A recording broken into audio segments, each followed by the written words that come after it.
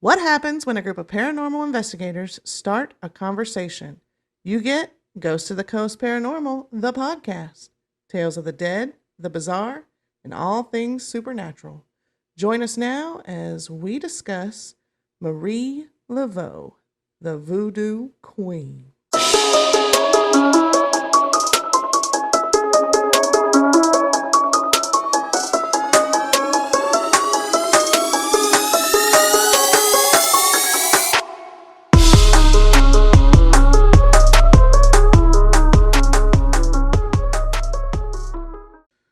Hi, and welcome back to Ghost of the Coast Paranormal, the podcast.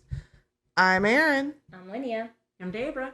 And today we are talking all about Marie Laveau, the Voodoo Queen. Yes, dun dun dun. So, how are y'all doing this evening? This fine first day of fall feeling day? It really was. It was nice. Cold when I took the dogs out this morning. It was very nice. I walked outside this morning and went, ooh. Yeah, it was great. I had to put It was sweatpants. not great. I was trying to play ball. I was like, okay, we gotta go. I can't feel my fingers. Oh, I loved it. I there's nothing better than like being like ice cold and when you first chilly. when you first wake up, like there's something about a refreshing cold breeze that's Now in my bedroom in the wintertime, I sleep best when I can see my breath in the air. Oh my God, right? I love it. I don't like being cold. Now yesterday when we got home, because you know it was so cool all day yesterday, I opened my kitchen window. I have one of those reversible fans. Mm-hmm. I cut it on high, opened the front door, had the back door open, and I was letting that fresh air come in. It was nice. I finally closed it about 10 o'clock last night. Yeah, it's I love fall. Fall and winter are my favorite times of the year. Winter, girl, you're in the wrong place. Spring. I don't like snow. I don't like snow. I like fall. I like the first brisk breezes, and I like seeing the leaves this morning change colors. But cold's another story. I don't do cold. Yeah, I'm not a big fan of the cold. I don't want to shovel. But, yeah. Like, I would much rather be cold than hot. Oh, absolutely. Like, because there's only a certain amount of clothing you can remove before it becomes illegal. Yeah. Yeah, but there's only so much clothes you can put on, too. Like, I can be, walking around New York and have a winter coat on and still not be able to feel my toes or my fingers. Yeah. Well, that ain't got nothing to do with wearing a coat. I'm saying you can't put on enough stuff. Like, I could put on everything in the world. Get you some heated socks for them feet. They make them. Some hand warmers. Yeah. Yeah. Buy you a heated coat. I have one and it's warm. My husband has one. Mm-hmm. Yeah, just get some hand warmers and. Mm-hmm. Yeah. So, I'm glad to see we all made it through the zombie apocalypse. Yeah. So, womp, womp, womp, how did that afternoon go for you? You know, what's weird is I actually got a headache like 5 minutes after the thing came through. Really? Mm-hmm. I turned my phone off. I didn't. Well, and I figured, here's the reason why I didn't. Well, first of all, I don't have the shot. So, that's a plus. But second of all, I work in public service. So, everybody and their brother within that building is going to have their phones off. Or phones on. Phones on them. So, it was almost pointless for me to turn it off when I would hear it 2 feet away from me. And then another 3 feet from me. Actually, no, it's kind of weird because I turned my phone off and nothing in my house made a ding. Yeah. Now today, an Amber Alert went off and my wristwatch was going off. An iPad I didn't know was going off. I've not got an Amber Alert today. I didn't either. Yeah, and it set off every device in my house, but the other one didn't. See, mine went off 2 minutes early. Mine did come up after when I turned my phone back on. It went off 2 minutes early. Did it? Mm-hmm. Mine didn't. And my watch went off. My phone went off. Everybody's phones went off. But yeah, it was weird because I ended up getting a headache like 5 minutes afterwards. I'm like, shit, I'm turning into a fucking zombie. They do say another one will occur within 3 years, so maybe that really was just the test to see. Maybe. Well, I saw a TikTok today and I hadn't thought about it, but you see everything that's going on with Israel right now. Oh my God, in days. Well, like you said, and distract one hand. Yeah. Well, isn't that in the Book of Revelation? Like Israel Israel will fall. Mm-hmm. What step and then is that in the? What step is that? How many there will be a prolonged. Israel will fall, and then there will be a prolonged something of peace, right? Mm-hmm. Period of peace. Yeah, like what, 7 years? Is it 7? I can't remember. I don't know. Prolonged period of peace, and then all hell will break loose. Mm-hmm. Right. Yeah, we're living in the end days, people. Get your tinfoil hats and. Maybe we should sell those as our merch. So now that we've made it through, let's get into it's your week this week. So what you got for us? So I chose Marie Laveau, and I know Deborah wanted to get into this one a little bit. So what do you guys know about her? I feel like I've heard of her, like, but a very brief. Okay. Like it was just that she was like the person in New Orleans that people went to for everything. You have a splinter in your foot, go to her. Like she was like the all-encompassing medicine woman. She was the it girl. She was it. What about you, Deborah? I've been infatuated with her for many, many years. Okay. You know, and one of the biggest thing is... Well, now I feel bad doing this one. Hey, no, don't. I mean, it's intriguing just sitting here because I've learned things from you talking about her in the first episode we done with the cemetery. And that caused me to do some more research, and I saw things then that I didn't know. And I want to defend her so bad. Right. So bad, because people say, you know, she was a witch. All she did was witchcraft, and she put voodoo spells on people, and that's not what she was. Right. But I think that's what most people think. Right. Like, I think a lot of people, and myself included, I was kind of more visualizing the American Horror Story version of her. Yes. Where they kind Which of is make her look. absolutely... Right. Like she's super dangerous. No well, and when people hear voodoo, that automatically has a negative connotation. Yeah. But... and I'm sure you're going to get into it, but it's simply just it's a religion, and people like a lot of things, it's got negative connotations. Well, and you'll read, you know, that some of the things about voodoo came from Catholicism. So yeah, I'm excited to see what we got. Well, this was actually an interesting one because there are so many discrepancies about her life in general.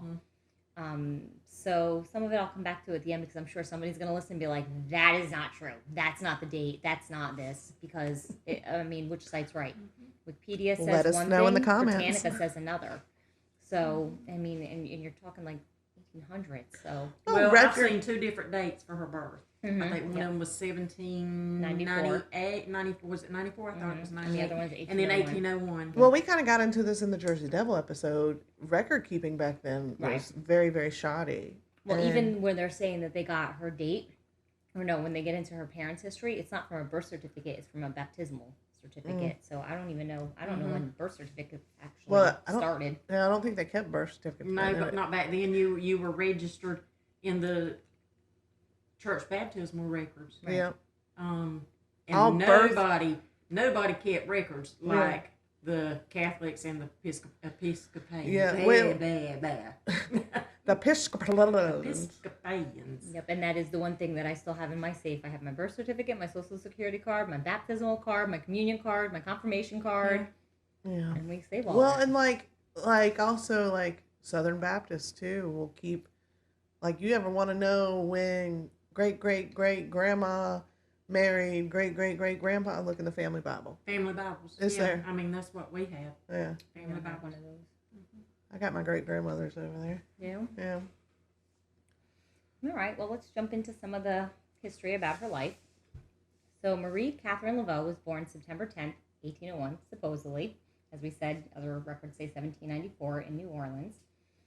To parents Marguerite, and wish me luck with these, Cantrell and Charles Laveau. Now, information online lists Charles as her father. However, her mother was not married when she gave birth, and the father is not listed on the baptismal record. She was born a free woman of color, as was her mother. Now, there's also a lot of confusion due to inconsistent spellings in surviving records for her father. Charles Laveau, the son of Charles Laveau Trudeau,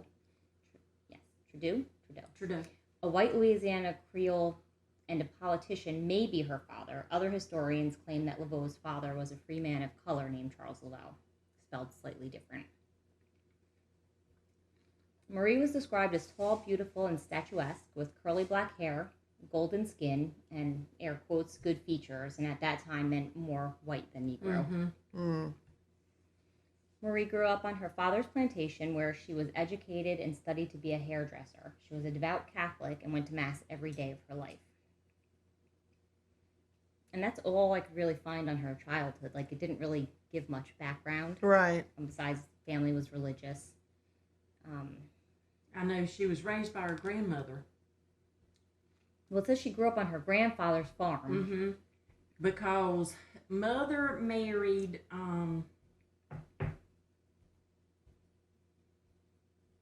Paris? Was that the last name? That's who Marie's going to marry. Yes, the Paris man. He disappears. I know. I'm sorry. Just let me sit back and hush. Jump in the No, by all means, give feedback. So on August 4th, 1819, she marries Jacques Paris, who was a quadroon free man of color who had fled as a refugee from the Haitian Revolution in the former French colony Saint Domingue. Santo Domingo. Wish me luck on these words. Their marriage certificate is still said to be preserved in the St. Louis Cathedral in New Orleans. It is reported that they had 2 daughters together. Her husband reportedly disappeared and later was found dead. And I came across various dates for that as well. Some sites report his death to be in 1820 and others in 1824. And that's the site that I'm on now, is the Is there 1824. anything you want to add about that man before I get to the next man? She was born a love child between her mother and Charles One of the Charles Laveaux. Laveau. Mm-hmm. Yes. Yep, that's why I said that's her baptismal record has no father. No, nothing. Yes. But you have to assume her last name is Laveau, so. Mm-hmm. She did find love again, although she did not remarry. Marie met and lived with a French nobleman, Christopher Dominique de Glapian. It is reported together they had up to as many as, are you ready for this? 15 children. Why? Ooh. Why would you do that? Bless. That hurts just thinking about it. My bladder hurts just thinking about that. Sadly, only 2 of her children survived to adulthood, and I believe it was one from the first marriage and one from the second marriage. She and Christopher remained together until his death in 1855, supposedly. So now this is interesting too, because it says that she started her career as a hairdresser to support her family, and also she did some nursing as well. But another site said that they say that, but there's actually no records to indicate or prove that she was ever a hairdresser whatsoever. But they kind of use it as a story as into how she got into voodoo a little bit. Voodoo was commonly practiced in New Orleans, however, it was still considered quite sinister by many, and there have been many times over the years that it was actually banned in New Orleans. Really? Mm-hmm. It was actually working as a hairdresser that she got into voodoo. Her wealthy clients would gossip and confide their secrets and their lives and affairs and different things that they knew to her. And she would help counsel her clients in their private matters. And some clients would actually ask for protection against evil energies that may have been placed against them. And Marie would use what she knew from the Catholic background, such as holy water, incense, statues of saints, etc., to assist with this. Is there a bug floating around? Yeah, there's a little gnat or something. Deborah, why'd you come back as a gnat? I told y'all. She did go on to have formal training in voodoo at some point by a man named Dr. John or John Bayou. And by 1830, she was one of several voodoo queens who, over time, I think she kind of scared the other ones away. And rose Like to the several top. practicing in Louisiana, Yes, or in in New Orleans. New Orleans specific? Yep. Interesting. Voodoo in New Orleans consisted of root work and gris or juju. People would seek out conjurers or other spiritualists for spiritual interventions or protection in their daily affairs. These favors ranged from those concerning love to political influence. Although most workers used their powers for positive forces, there were some who did not. It was probably the work of this small percentage of people that was sensationalized by people outside of the religion. This aspect of the religion became known as hoodoo and is often the basis for misconceptions that public society has about voodoo. Yeah. I mean, that's cool, though, that she's like, she built up this empire. Well, for sure. I mean, think about it. She's a mother of 15. She's got to feed them babies get back somehow. into the From work. the second marriage. 15 from the second Right, marriage. right. So 1 from the previous. 2. 2 from the previous, and then 15 from Charles. Or See, and again, that's Is one of that the his things that name, becomes a Charles? discrepancy, because on Wikipedia it says we know she has 15, but we don't know if some of those are grandchildren. We don't know if it's split up, but no other site said anything about them being split in any way. So it's so hard to get kind of accurate details without the record keeping. I wonder if she still's got descendants living in New Orleans. Well, something I found does. Mm. It says that she does. That'd be cool if they took on like great grandma's practice. Well, so she does have they have the Marie Laveau Voodoo store there. Is her family currently running that? Did you see anything on I that? don't know if it is or not. It's the Gladians. So that's the second husband. They said that they're continuing her legacy. No, she only had one kid that survived into From the adulthood first from and- from Galapian. Yes. So I wonder if both of those daughters, well, so the surviving one from the first marriage is the one that's named after her. The second one, she was also a practitioner, but she ended up drowning. She drowned, they thought, in one of the lakes there. So I don't know that she ever went on to conceive. Really? But as queen, Laveau predominantly orchestrated rituals at 3 main sites: her home on Ann Street, which I would love to go to, Congo Square, and Lake Pontchartrain, which is where, thank you, which is where they think the other Marie died, Marie 2.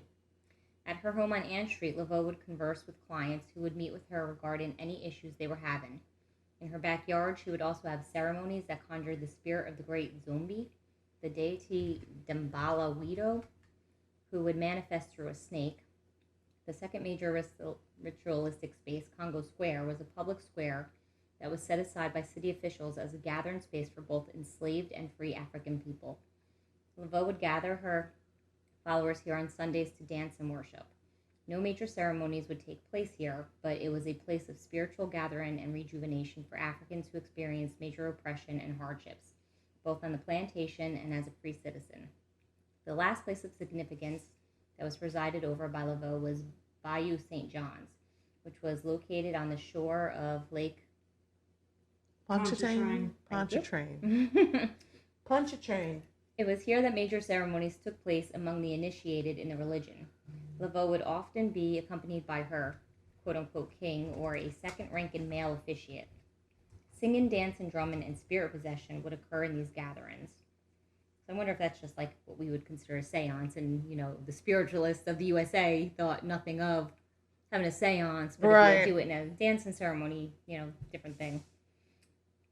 I mean, even in the Christian church, like a lot of the evangelist churches or not Baptist church.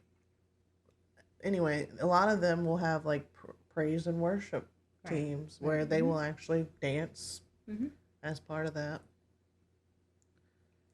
Curious white people would often sneak into the woods to witness these ceremonies. For sensationalism, they would often report extreme tales of what they witnessed. So it sounds like some of the bad stuff was just coming from people kind of stretching the truth on things they were saying. Marie made a good income by selling gris, an amulet originated in Africa, which is believed to protect the wearer from evil or bring luck.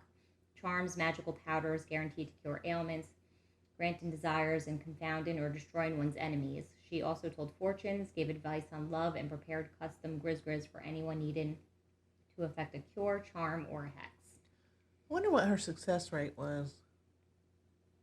Well, they can't even keep track of birth records. I don't know if there's something saying how successful she was. But like, I mean, obviously she had some success with the empire that she built, but like I would be interested if they. Too bad they don't keep records. So but- here's the thing. I think, people who are going to something like that are going to want a certain outcome, and So I think they're it's already gonna be putting the that- placebo effect. So you they're know what I already mean? putting that Yes. energy out there. I think so, right? What do you guys think? If somebody's going for an amulet of protection and they're putting their faith into that protection, whether Well, and two, I mean, everything that we do is like as investigators is all about intention. Mhm. So, if a woman comes to her and says, "My husband's been sleeping with the milkmaid. I need a powder to make sure his Johnson goes away." Falls off, just bloop.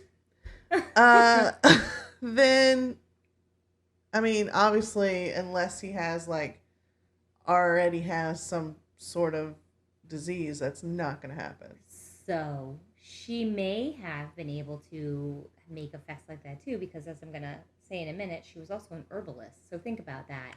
I want a desired effect to hurt you. Well, I can go get nightshade or something that I know is going to hurt you, and now I give you a charm and a concoction that's going to cause damage to this person, but I really just gave you poison, and you think you're St. Peter's and Epsom salts will make it. See, there's something for everything, Erin. So as I just said, in addition to Voodoo Queen, Marie was considered a healer, a spiritualist, an herbalist, and a midwife. She was well respected in New Orleans during her time, and still by many to this day. Although a local newspaper once referred to her as the notorious hag who reigns over the ignorant and superstitious as the Queen of Voodoos, she was also feared of her power, with numerous stories of what, quote-unquote, happened to anyone who offended her. At the same time, she healed the sick and was regarded by many admirers as a living saint due to her humanitarian work. Rich and poor sought the aid of her dark powers to control lovers, gain fame and fortune, become pregnant, and exact revenge on others. I wouldn't want to get on her bad side. Even if it's just intent. I don't want to... That's one person I don't want to piss off. I wouldn't want to, but I think people, like Deborah was saying, wants to defend her. I think she was really just, a medicine woman. Yeah. And people were afraid of the whole association with the voodoo, and they they made love her a and praise monster. Dr. Quinn. I don't know why they wouldn't love and praise Marie Laveau. Dr. Quinn, the medicine woman? Yeah. But now think about this too, right? So I love if that she has show. a lot of wives who are coming to her about spite on the husband, don't you think those husbands are going to be the ones turning around and trying to make this woman look like a monster? Yeah. You know what I mean? So the people who are against her. Okay, so for example, But the city called on her when they had mass sickness. like yellow fever. Yeah. Yellow fever ran. It was rampant. Yeah. Yeah, and they said that's probably what killed a few of her children, and the drainage systems in New Orleans were Well, a disaster. I mean, for example, from my favorite show, Outlander, the main character is from the future, but she is a surgeon. She's a good doctor in the future. Well, so she's now in the 1700s and bringing all this knowledge back about modern medicine, but basically telling women, well, if you do not want to get pregnant, you can't conceive unless this this time in the month. And so the women started withholding from their husbands, and so the husbands got pissed and ended up calling the character a witch, and there was some bad stuff that happened to her, but calling her a witch and all that stuff. So I mean, it totally makes sense. Not that she's a time traveler, but or is she? That's another episode. But I mean, it totally makes sense that these women are coming. It's the 1800s, right? Mm-hmm. So modern, they don't have the medicine knowledge that we have today. So some of the stuff that she could have been giving them would either help cure, make sick. Yeah. And even they said that, so she was, one of the things they said she was doing was helping women become pregnant. Well, she was an herbalist. Yeah. So she's going to know what things may help. Yeah. With fertility or get you some raspberry tea.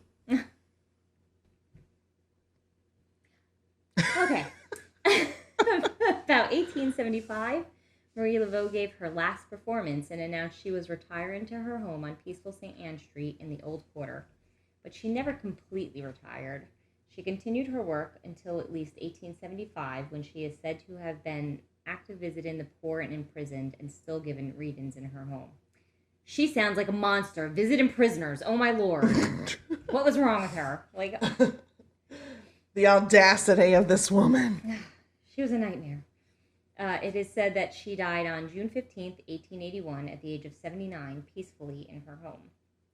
Reporters painted her in the most glorious terms, a saintly figure who nursed the sick and prayed incessantly with the diseased and condemned. She was like a Mother Teresa of her time. Marie Laveau was buried in St. Louis Cemetery No. 1, as we know, in the Laveau-Glapian family crypt. The burials are in above-ground vaults, in case you did not listen to that episode. Go back and check it out. Yeah, definitely do that. Most were constructed in the 18th century and the 19th century. And the above-ground tombs are required here because the groundwater levels make burial impractical in New Orleans. I'm sorry, I just got a mental image of the St. Louis Cemetery episode. Squish them together. I still don't understand that. It's like a Play-Doh fun factory. Just Yeah, I don't want to be buried in one of those. Yeah, you're going to have to go listen to that episode. Of all the elaborate grave sites to be found in New Orleans, the grave that attracts the most visitors each year is Marie Laveau's. There is another crypt in Cemetery No. 2 that is known as the Wishing Vault or the Voodoo Vault, where visitors illegally draw XXX on its white slab also, in the hopes that Laveau's spirit will grant them a wish. It is also typically decorated with hearts, pentagrams, poetry, and initials. While there is no real evidence that it is actually Marie Laveau's tomb, hundreds of visitors each year make a regular pilgrimage to the site where, according to tradition, Marie's spirit would personally intervene to anyone leaving an offering of coins, Mardi Gras beads, flowers, rum, or candles. Marie Laveau continues to be the central figure of Louisiana voodoo and New Orleans culture. Gamblers shout her name when throwing dice. Multiple tales of sightings of the voodoo queen have been told. Her grave has more visitors than the grave of Elvis Presley. Although she is not officially considered a saint, there is a strong movement to have her canonized. So, do they, when they're gambling, do they say her full name or just Marie? Come on, Marie! Come on, Marie! I'm not sure. I would think you'd have to say the whole name. Marie's pretty common. Marie Laveau! Marie Laveau! Marie Laveau! I would think whole name. Yeah, I think so. All right, well. Why don't you try that when you go to Vegas, see if it does anything for you? I could. Give it a whirl. Give it a whirl. I'll be in the casino. Marie Laveau! Everybody will be stopped. Rushing away from her. That chick is crazy. I'll be confined to my room. So now, what do you think on the flip side? Some people, again, like in American Horror Story, they have her burning people's families to death, killing whole families. And here, they want to make this woman a saint. I haven't seen them. I've only watched the first season of that show. Oh, the first ones are the only ones that are good. You got to go back and watch those ones. Yeah, I've only watched the first season with Monster House. Yeah. Mm-hmm. And then it got a little. One is good. It got weird for me after. They're all weird. I mean, after it turned out that. I think it was in the first season where the guy who is technically, yeah. I remember when that show first started, and my husband was traveling for work, and I was home by myself, and the kids were small. That was a long time ago that came out. And I'm laying in bed, and the creepy guy comes out in the leather suit, and I was like, "Nope, done. Can't do this right now. Yeah, this is for the daytime, not right before I go to bed." But it was just it was just weird. It is. It's a weird series. Yeah. There's a lot of weird stuff in all of them. I'm watching the new one now. This last one is Delicate with Kim. Yeah. Kim K. Oh, there's Blanche's tail. I don't know. It's not doing it for me right now. Yeah, but it's not hitting. The one with Marie Laveau is a good season. You should definitely go watch That's the only one I watched. What season is that? I think that's just part of Coven. Yeah. Which one is Kathy Bates in? Most of them. She's in Really? all of the earlier ones. Hey, So far, Blanche. I mean, this one so far only has one person from the original. Well, not the originals. She only started in Coven. But, so Marie's one daughter, Marie, followed into her mother's footsteps, and I've heard some interesting stories there as well. People tend to say that they don't know which Marie was which Marie, and then there's like stories we're saying like when Marie 1 died, Marie 2's body existed, but Marie 1 kind of went into her, like they were so interchangeable. And then they kind of said they don't really talk about the daughter's death because it was kind of like when one Marie died, it killed everything. So what if what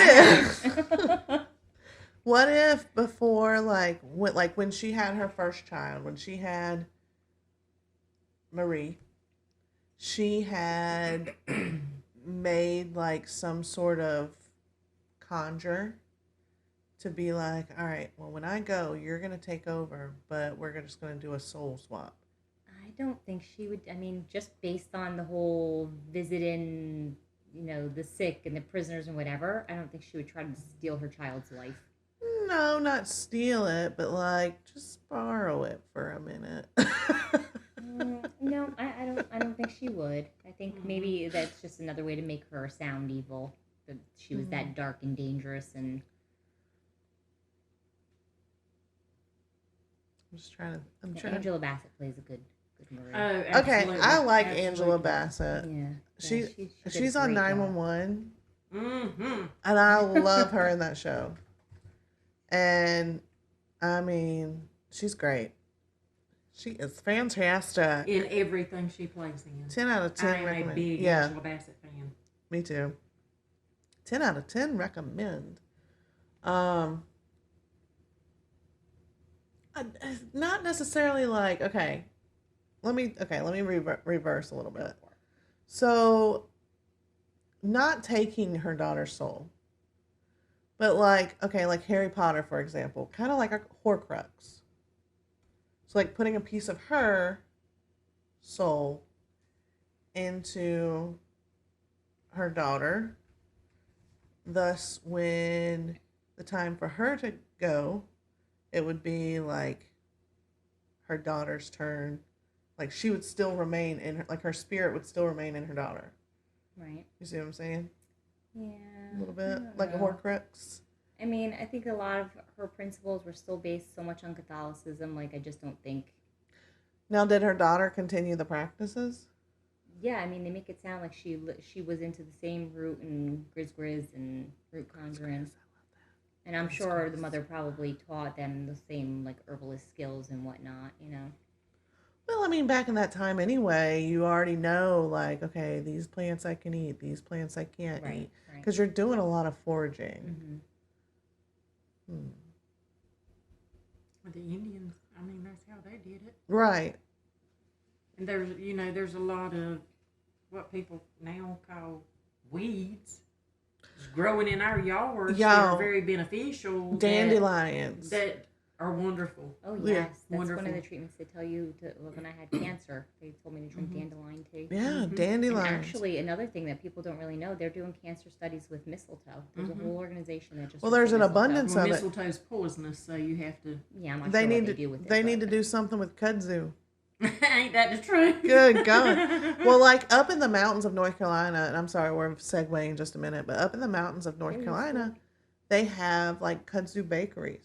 I don't know kudzu. Really? It's an invasive species. Girl, it is everywhere. It's beautiful, but it is everywhere. It can take over. The leaves are like this big. I'm going to Google it after so I can see what it looks like. Yeah, and the leaves are huge, but the bulb of it is like you have to dig like 6 feet, and you have to make sure you can't just chop it down because it's like what's it called, a hydra.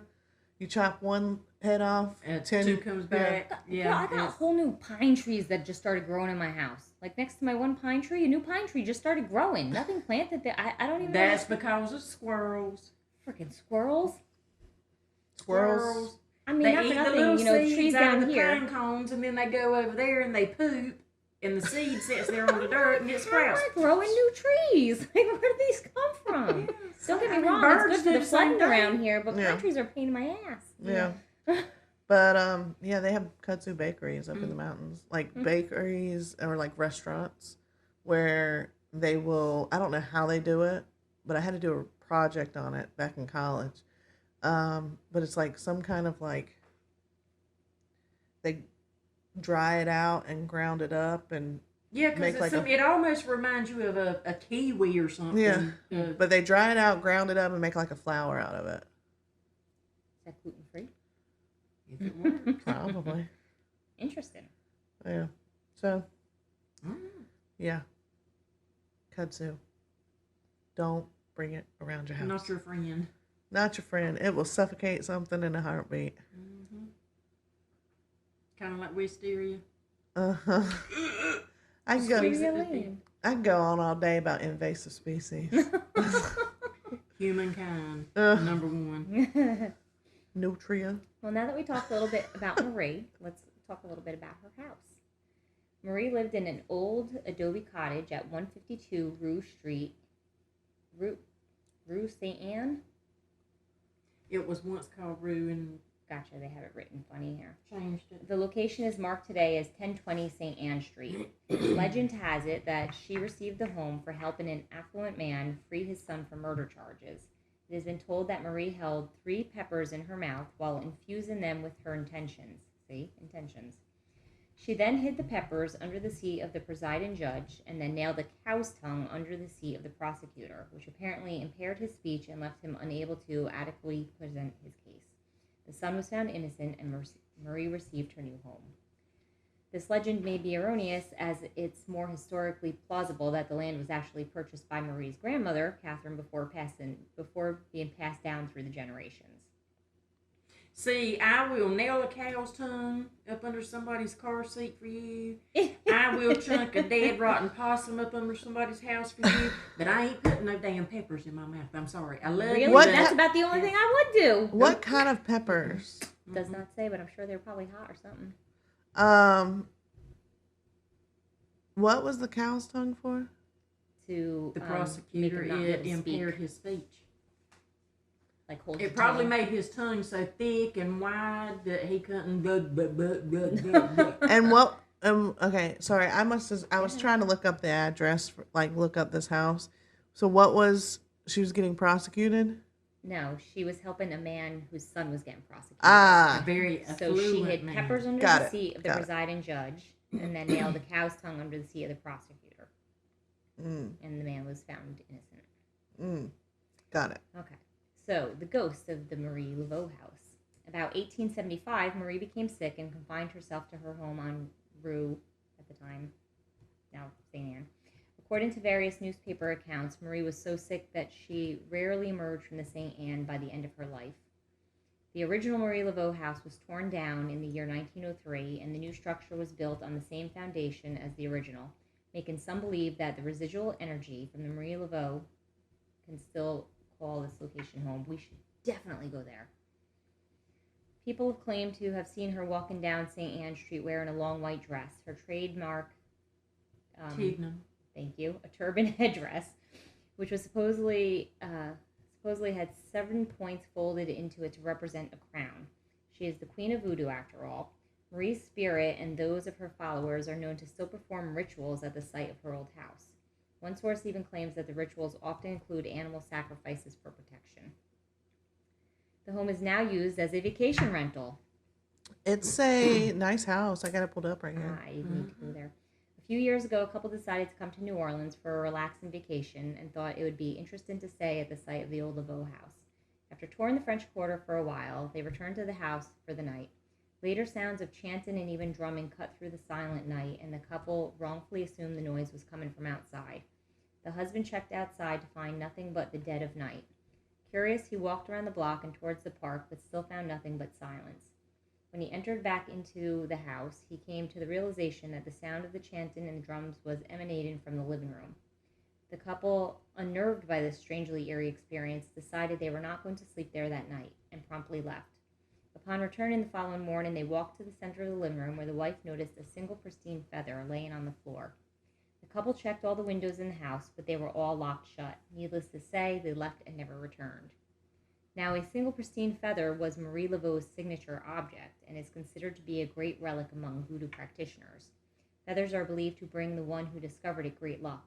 On the other hand, if it had been discovered on one's pillow, it is said that the feather will bring you grave sickness or even death. According to the legend, this ritual involves the placement of a chicken's head into the victim's pillow, and as time goes by, the hex takes hold, producing a single feather on top of the said pillow. Do you know how many feather pillows I have slept on in my lifetime where the feathers had just poked right on through the top of the pillow? The down pillows? Yes. Yep. I like a down blanket. One man recounted his stay at the house, recalling that he had just woken up from a nap when his gaze landed on a shadowy figure standing in the corner of the room, glaring at him. Another account comes from another visitor of Marie Laveau's house. She remembered waking one morning on her second night at the house, and suddenly she became frightened as she was physically unable to get up, as if someone was holding her down. Luckily, these two individuals, they did not find a feather on their pillow. All right, side note, because I'm curious now, Yes, so I'm ma'am. looking up the cost to stay there, and it's not bad. I get a cheaper rate because I want to sleep on the couch. I want to see it all going on. Just don't bring any of your I'm nosy. pillows. I'm nosy. Don't bring any of your pillows. No, I'll sleep on home. I'll be cracked one eye open, looking for the ghosts dancing and enchanting. Girl, you know we wouldn't sleep. We'd be up with our toys all night. According to this website, to the French Quarter Inn, Send me that link. French Quarter guest houses, rates. You can't go stay there unless we're with you. Yeah, I said put it in our podcast. Oh, I'm sorry. In our little group chat, so we can I look it up thought you later. said send you the link. She did. Yeah, so that we Because can of your look, trip so that we can was look at it. Oh, coming no, Antonio's not going to do that. Rates are $118.15 Shut up. a night. Now I'm sure that's subject to How many change. people does it sleep? Let's find out. Girl, we'll stack them. Well, they have a maximum of people who are allowed to stay in vacation rentals. Well, I mean, she had 15 kids, but that's so exciting. road trip. Oh, we could hit up Myrtle's Plantation. We can go for a whole week. Let's just go for a whole week, and then we can do Myrtle's Plantation one night overnight. Then we can do this place. Like we can stay at this place. But see, I don't want to investigate and piss her off. You think she would communicate with us? No, we're going to find out. Well, I do Road have some trip. stories other people have wrote, so. From let's Reddit? see. Yeah. Oh, girl, I love Reddit. let's listen to some of these. Trip to New Orleans turns into a confusing night. Oh, man, I need a bigger font. So a couple of years ago, a bunch of friends and I stayed in New Orleans for about a week, mostly bar hopping. Our final day there, we visited Marie Laveau's House of Voodoo. Immediately, I had pressure pushing down on me and felt uneasy. I stayed in there for about 15 minutes and then walked out while everyone else was looking inside. A couple hours later, we start making the drive home to Houston. I have to work tomorrow, so I am trying to get there at a decent time. I get home, some of my friends stay downstairs with my wife, and I go to bed. TV off, door to the hallway open, and door to the closet closed. That's very specific. I fall asleep facing the closet door. Feels like maybe an hour or so. I wake up. I feel disoriented. As soon as I open my eyes, I notice the closet door is open and then it slowly shuts, which confuses the hell out of me. Then I lay on my back and the door to the hallway is closed and the TV is on, but with static. I try turning the TV off, but it won't. Then I hear a whisper and I just freak. And I start praying. Halfway through the prayer, I start mumbling. My words aren't coming out like they should, so I panic even more and attempt it 2 more times, having to start over. Then I remember my mother telling me, if you know what you're saying, keep going until the prayer is over, and I did. Then I really woke up. Everything left the way I described earlier, but just uneasy to this day, and I don't know what happened. I'm hoping y'all can shed some light on this. So what do you girls think about that? That's kind of. Have y'all ever like been dreaming and you're not necessarily having a bad dream, but you're kind of like in that half awake, half between. Yeah. And like, have you ever prayed in your sleep? I don't think so. Prayed? Yeah. There's been a couple times that I've like broke out in prayer in my sleep. No. Not recently, Those but little like, used to reoccur nightmares, though. yeah. Hmm. Yeah, I mean that's so it sounds so did she go into like a little trance? Is Uh, what it sounds like? I'm wondering if he was just having a nightmare and was having because he's saying like he went to sleep, things were one way. Right. Then he kind of was like waking up panicking and everything was different. And then he said he really woke up after praying and everything was back to the original way. Like I'm wondering if he just Hmm. freaked himself out. Right. Hmm. That's possible. Because I mean, is Marie Laveau's ghost really gonna travel to some dude's house and where are they? Houston or something? Like I'm pretty sure she's probably gonna stay in New Orleans. Oh yeah. Yeah. For sure. I mean, So we need to go so we can participate in St. John's Eve, which is on June 23rd. What's St. John's Eve? The evening of June 23rd, the night before St. John the Baptist's birthday, St. John's Day, is the most important date for voodoo practitioners. The night before, Marie II would hold a celebration on the banks of Bayou St. John. Bonfires brought light to the dancing and prayers that gave thanks to the saints. This celebration still continues today and can be found alongside Bayou Street, Bayou St. John at the Magnolia Bridge across from Cabrini High School on Moss Street. If you attend the celebration, Marie Laveau's spirit just might materialize and she just might grant you a wish. Okay, I'm down. give me a little bit of time. Speaking about a Saint's Day, did I tell you when I was in the necropolis in the Vatican that I actually saw what is assumed to be St. Peter's bones? Some of his bones they have in a... Mm-mm. That's downstairs, right? Yeah, Where that light was? St. Peter's tomb. Hmm. I tell you the kind of story that was pretty interesting. I mean, when you really think of the historical value of like a saint's bones, like seeing that. No, I'll take pictures or anything. All right. Story number 2. Experiences in St. Louis Cemetery number 1. My husband and I visited St. Louis Cemetery number 1 along with several other places in New Orleans, and I had 2 very strange experiences there. I want to share them here to see if anyone has experienced something similar there or has heard of this. 1, we were on a ghost and graveyards tour, which again is the only way that you can go in there now. Into the cemetery. Yeah, because there's so much vandalism on her tomb specifically. Right. It's not open to the public anymore. The tour guide took us past Marie Laveau's tomb. I have heard that this may not be where she is actually buried, but regardless, it was quite interesting. I was lingering at the back of the group, just taking everything in. When the rest of the group moved on to the next tomb, I took a cigarette from my husband, approached the tomb, and asked Marie for a safe trip home. We rode a motorcycle from Oklahoma to New Orleans and back. And I left the cigarette at the door of the tomb. Apparently this is a common custom, and I've heard legends about tobacco attracting spirits. Hold on. Side note. Have you guys heard that? Say that again. Like lighting a cigarette?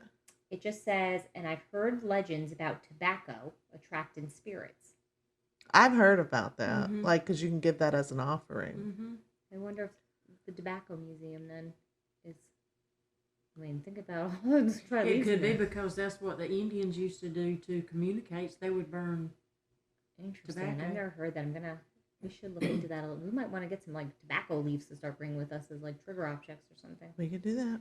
That'd Good be luck interesting. finding some. We'll go get some from the tobacco museum. Ask her if we could borrow some. Let's see. As the rest of the group was listening to the tour guide talk about the next tomb, I had my back turned to them and was just looking around the cemetery when I saw a very thin woman with very dark skin in a long black dress with long sleeves and a high collar walk between the tombs on the opposite end of the cemetery. She had her hair up, what appeared to be either a big high bun on her head or perhaps wrapped in a bandana of sorts. She was too far away to make out exact details, but her skin was as dark as her dress and hair and head wrap. She was entirely black like a shadow, but she was definitely a female form in a long dress. At first, I thought it looked a bit odd given the fact that it was in the mid-80s and she was wearing a long black dress that looked like it would be uncomfortable. Then I thought about the fact that her skin was as dark as the dress, and that was what really was odd to me. I saw her walk in between the tombs only once and did not see her leave the cemetery at all. So really, I don't know what to make of what I saw.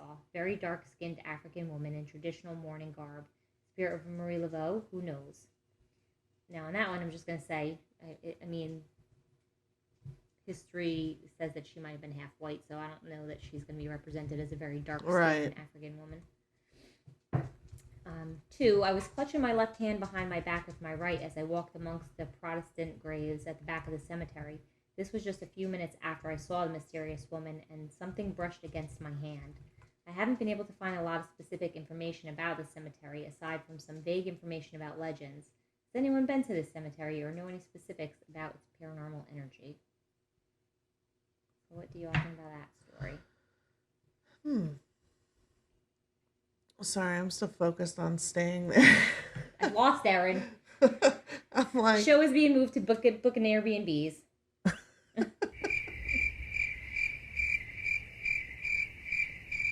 Okay. No, I mean, I don't know.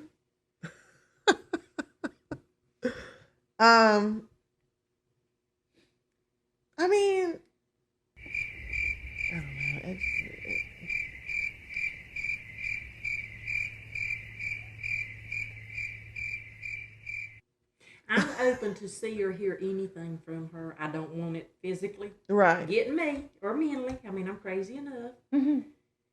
As far as all that goes, I'm up. I mean, I want to see something. I want to hear something. The Yeah. chanting, the dancing. You know, I just don't want to run into Delphine LaLaRue.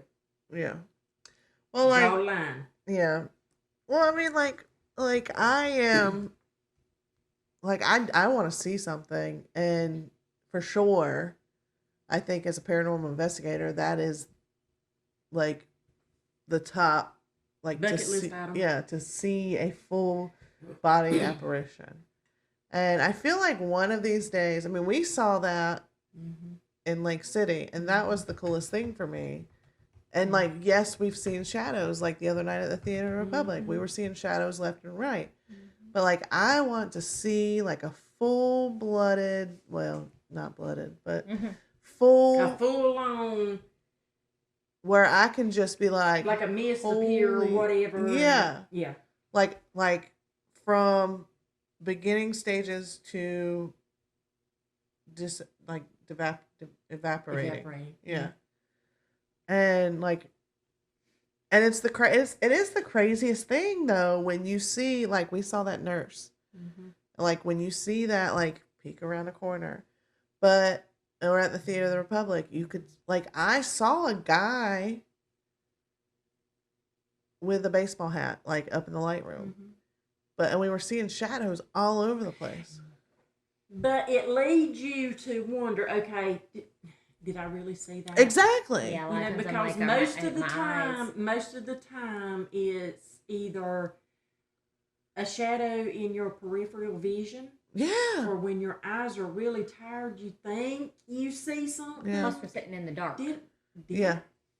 I see What that? was that? Yeah, Well, like, we had a loud bang. We couldn't. oh, that was crazy. That was weird. I thought Craig did it for sure. Well, I was totally throwing sitting him on under the bus. thing. I was sitting over on the thing, and I kept feeling, and what had happened was, I felt like I saw somebody. Was that before? Like, right before it? We were all looking up top because when I came in there, Candy was like, "Come sit down. Look up there." And when you see, I was like, "Oh yes, somebody's been up there all night." Yeah. And then we all sit down. And we were kind of talking, and you were trying to do something. You were sitting on that thing. So I don't remember if you made the noise first or the other noise happened first.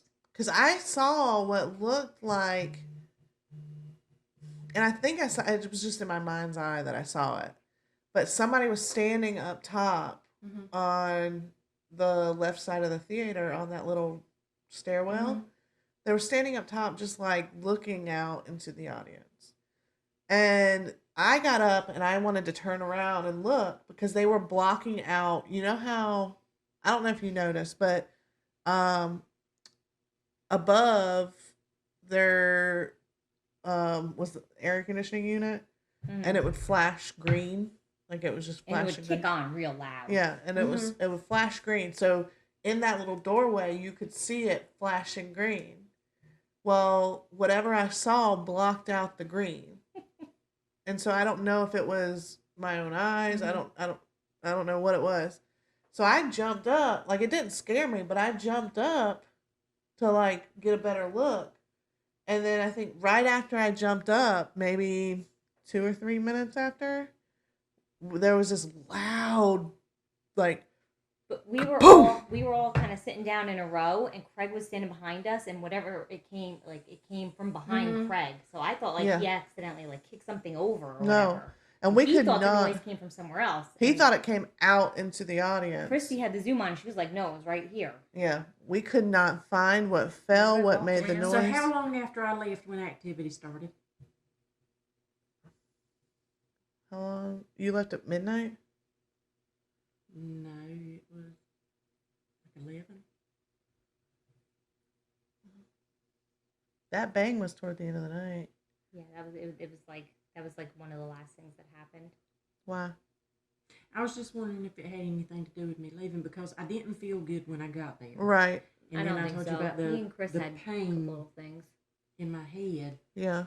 I think things got stronger when all of our energy was in one room because we were broken into such small groups. I think, which is crazy because every location truly is different. I mean, did y'all go back to the costume room? Yeah. Me and Chris got something that we did. And we went in there too again. Yeah. Right. Got another damn palmetto bug. But I mean, like every location, it just goes to show every location is truly different because at the Tobacco Museum, they felt intimidated because we're together. Well, in this location, individually, we weren't really getting a whole lot. Well, why we were into two smaller groups, two separate groups, both picked up a little boy. Yes. And we even got around the same age. Yes. So, but I mean, like, it wasn't until we all came together that we started getting like bangs and like full on shadows. But I knew that was going to happen. I think it was waiting for all of the energy to be in one location. Yeah. Yeah. I mean, that was a cool investigation. Not to mention, then more electronics were in one location for them to pull. So when we go to Marie Laveau's house, we're going to have to sit in a circle in the living room. And chance? See if you drum something I mean, we don't have to do anything. Just sit there for our energy, all of our energy to come together as one. Yeah. Well, we were doing the whole song and dance thing again, too. We were playing music up from the... And that's when it started, actually. Like, for me... Well, we went from having 2 people to 4 people. We were 4 people up on the balcony, and we had gotten loud noise up there, too.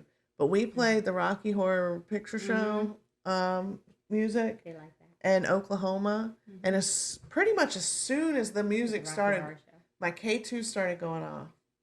And we kept seeing shadows past the stage. Out of one of the boxes. Out of one of the boxes. Yeah. Just, yeah. And then it sounded like we were up there, the 4 of us were up there, and it sounded like somebody was walking like out of the light box and through that little doorway. But we kept getting, she did an Estes, and we are really veering off here, but if you're into paranormal investigations, you might enjoy this. Yeah. So we did an Estes. Me and Chris were up in the sound box, and she was sitting in the colored people section of the old theater part, and you said that, but then she kept saying back left, back left, back left, and then I felt chills move over me, and I was sitting on the back left side, and she said it like 5 times. Yeah. Yeah, it was a good investigation for sure. I think we definitely got more than we thought we did. It's just a matter of sitting down with everybody's little tidbits and putting them together, because I don't know what Christy and Candy came across. Right. And I don't really know what you came across before we met up with you. Right. It was weird splitting into small teams though. I'm used to us being together, but it was probably good too for us to because hopefully one day we'll get to Trans-Allegheny and one day we'll get to bigger places where we'll have to split into teams. We should have everybody do a little write-up of what, these are the things that we thought were kind of significant for the night, just so everybody can kind of see what came up for the night. I don't know. We debunked ours, which was that weird watermelon smell. What was it? It was air freshener. Plug an air freshener. But it was only in the one spot, and we were...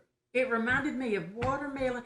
Y'all ain't gonna know what I'm talking Jolly about. Ranchers. The old people, it smelled like watermelon Hubba Bubba. How young do you think she is that she might not know what watermelon Hubba Bubba is? My child is older than she is. So, it's bubblegum.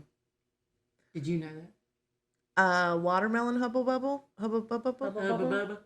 No, but I've had the watermelon double bubble. Do you know what Bubblicious is? Oh, of course. Okay. I know what bazooka is too. Oh man, those things never lasted for more than like a second. And they were so hard and nasty. What was the fruity stripes? Zebra one. Yeah. Zebra? Fruit stripes. Jesus. 5-second chew. I love tea-berry. That was a Tea-berry. Wrigley chewing gum, and that's what my great-granddaddy, my papa, will be. I always That's liked what the he always chewed was the tea-berry. the cinnamon Big Red. Oh yeah. That was mine. See, I'm weird with gum. I cannot. If it's minty gum, it's fine. Like an Eclipse or something, Mhm. I'm fine. But if it's bubble gum or any type of like double bubble, hubble bubble, bubble gum tape, whatever, it tears my stomach up. All that artificial sugar. I can't remember if it was Bubblicious or Hubba Bubba. I think it was Hubba Bubba, but I'm not for certain. For a very short amount of time, they made a chocolate bubble gum. Ooh. It was actually good. Really? It I was don't know good. about all It was that. actually good. See, I don't like Oh the. man, now you just remind me I got carrot cake in my house. Though. I don't like the fruit flavored Tootsie Rolls or anything like that. Just Yeah. give me straight chocolate. I but, like the straight chocolate. but don't put chocolate in Speaking bubble gum. of chocolate, I made a chocolate casserole for my family reunion. Did you? I Did you have a good It was so birthday? good. No, Gianna ruined it. Oh, damn it. But my sister's, like I said, today's my sister's birthday, so she's gonna Oh, fly in. so happy we could birthday, do something. sister. Yeah, Yeah. so we could do something together. Cool. Since Gianna made me cry. Damn, Annabelle. Look, her Vatican exorcism has worn off. Might need to take a That's why bath. we didn't Take dip her her in to the the holy river. water. We need to take her to the river. You found Jesus? Southern Baptist style. Have you found Jesus? No? Okay. Nope. So a crawfish. Well, that's why. So I took her car keys away from her, which I also had her house keys on, and she went out, and I told her not to. So Antonio just texted me. He said, "Gianna's locked out. Should I let her in?" He was gonna leave her out there. That's why I was laughing. Let her suffer. I can't believe he didn't call me and ask me. He was trying to call me, and I was like, "What?" Did you tell him to leave her out? I said, "Sure." I said, "Wait, is she by herself?" He's like, "I'll check." Lord have mercy. Well, y'all got anything else? Do you have anything you'd like to add on the topic? I'm excited. I want to go. I want to go. So I think, following up on this, I think you should do LaLaurie next. Deal. LaLaurie? Just keep it going. Yeah, we're kind Delphine of on a little LaLaurie? New Orleans. LaLaurie? That's an interesting one. And I'll do an episode on Bitch was Cajun. crazy. That bitch was crazy. I'll do an episode on Cajun cooking because I don't know how We're gonna have paranormal gumbo that is. for supper that night. we might. Yeah. Suck the heads So you're doing. for some crawfish. Say it again. Delphine LaLaurie. LaLaurie. Delfino LaLaurie next time. Now, if you watch Coven, that will all get into that. You need too. to watch it. And Nicolas Cage, we have actually talked a little bit about this because Nicolas Cage bought that house. We talked about that in the St. Louis Cemetery #1. Yeah, I don't know when I'll have time to watch it before next week. I don't know if that makes me like him more. I think he's really. Oh freaking shoot! crazy. I'm next week. Yeah. Thought I had 2 weeks. Nope. You got the rest of this week, and Wait, I thought you were on Monday. vacation for the next week. I am. Yeah, so you're the next term, but you still get an Yeah. extra time. You get But she's not you here. get 2 extra days because we'll do Wednesday next week instead of Monday. Yep. And then we'll have our Halloween special with a special guest on. I think my depending on how things go in Vegas, I think my week will be talking about some Vegas haunts. Okay. Yeah, so we'll see. We'll see how it goes. I'm still debating if I want to take I was just gonna ask, are you bringing- yeah, I'm still debating if I want to take a voice recorder or spirit box. Bring a spirit box. Yeah, walk through the mob museum with it. Is Al Capone here? See, then again, that gets into... Does that mean that just looks like a little radio and Yeah. you put the earphones in so nobody will think you're being all super weird? You know what I mean? Yeah. Not like sitting with an envoy in your hand where they going like... All right, y'all. Well, thanks for listening to this episode. Thank you. Come again. Yep, y'all. If you haven't listened or watched already, go back and watch the St. Louis episode. And St. Louis Cemetery, not St. Louis, the city. It was cemetery number 1. Number 1. The first. The first The original. one. Yeah, the OG. Got 3 or 4 weeks back. Yeah. Longer than that, girl. Was it? Longer than that.